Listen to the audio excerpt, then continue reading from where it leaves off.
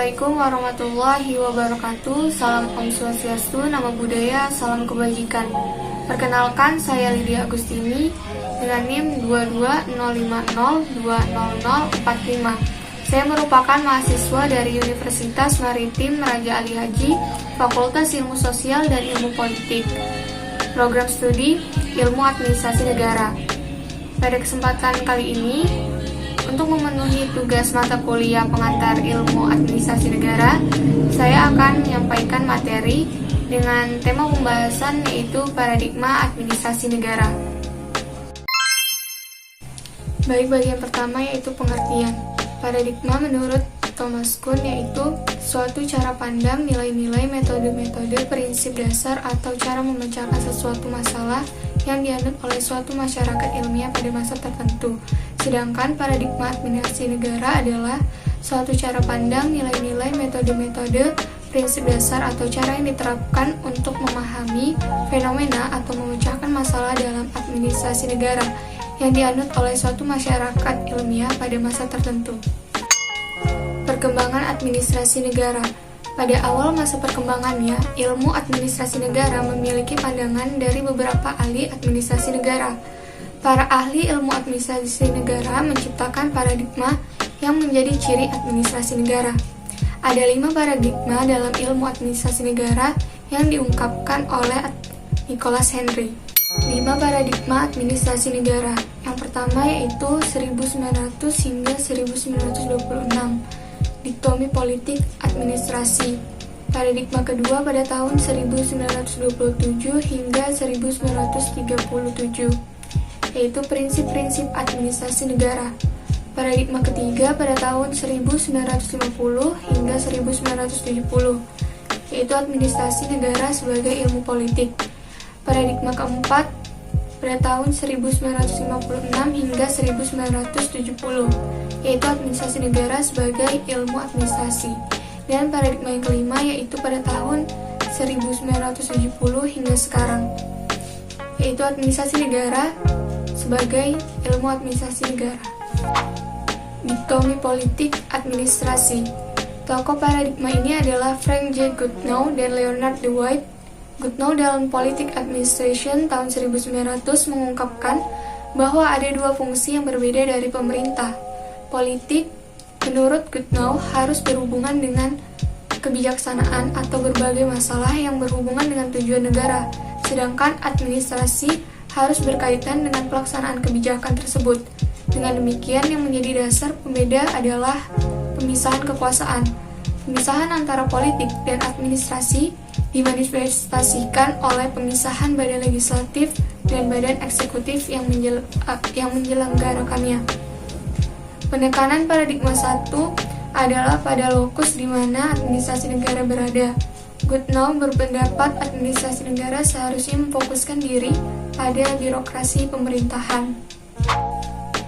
Paradigma 2. Prinsip-prinsip administrasi negara. Willoughby menyatakan bahwa prinsip administrasi adalah prinsip administrasi itu sendiri, dalam artian bukan ilmu yang lain. Pernyataan tersebut menjadi tonggak kelahiran paradigma prinsip administrasi. Bagi Gulick dan Urwitz, prinsip-prinsip administrasi adalah penting, sedangkan prinsip tersebut diterapkan tidaklah penting. Dengan kata lain, fokus lebih penting daripada lokus. Gulick dan Urwitz mengajukan 7 prinsip administrasi dalam anagram singkat yang disebut POSDCORB, yang merupakan ungkapan akhir prinsip-prinsip administrasi.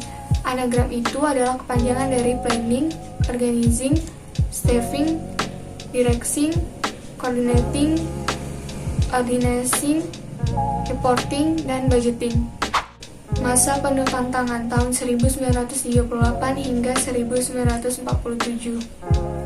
Untuk pertama kalinya, aliran utama administrasi negara mendapat tantangan konseptual yang dimulai dengan terbitnya buku karangan Bernard dan kemudian memengaruhi Asimov menulis kritikan yang mengena terhadap ilmu administrasi negara.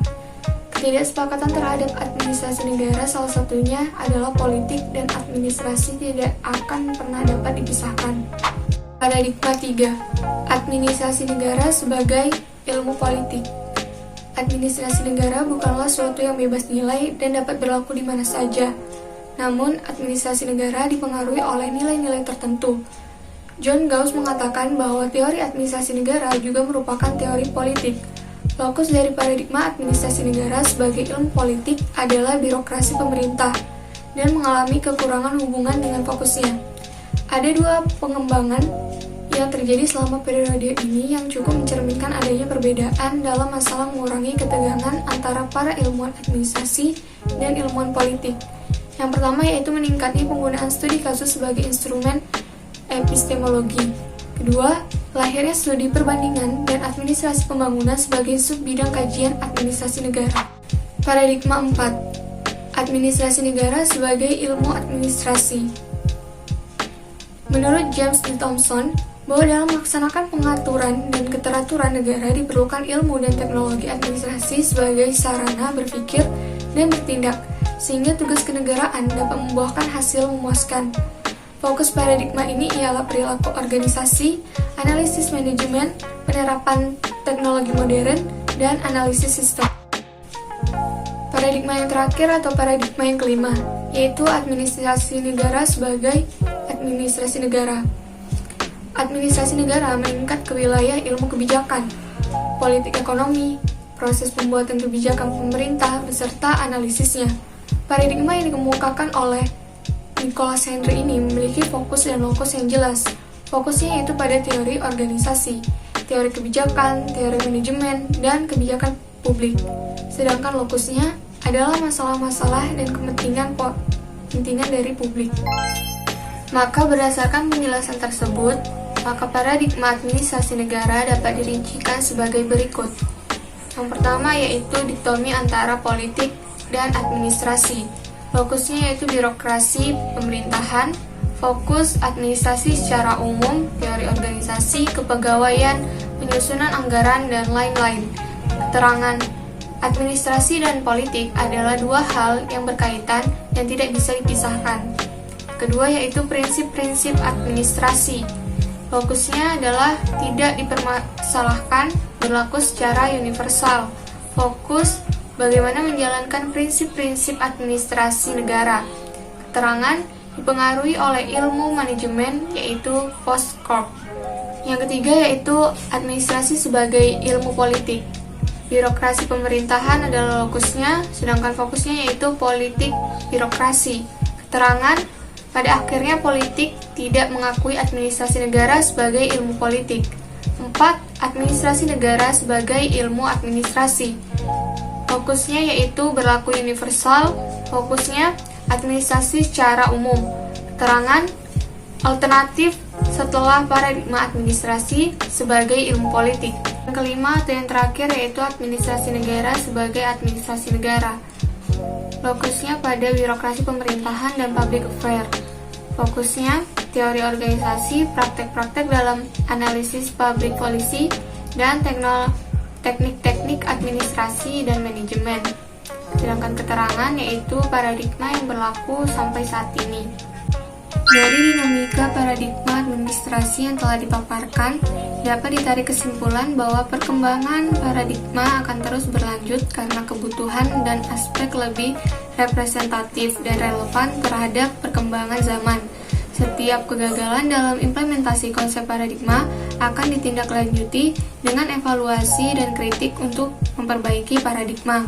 Selain itu, paradigma juga disesuaikan dengan ekologi masyarakat untuk dapat mewujudkan administrasi negara yang ideal dalam memberikan kontribusi pelayanan pada publik. Baiklah, sekian pemaparan materi yang dapat saya sampaikan. Apabila ada kesalahan atau kekurangan dalam penyampaian, saya mohon maaf. Semoga apa yang saya sampaikan bisa bermanfaat bagi kita semua. Saya tutup dengan Assalamualaikum warahmatullahi wabarakatuh.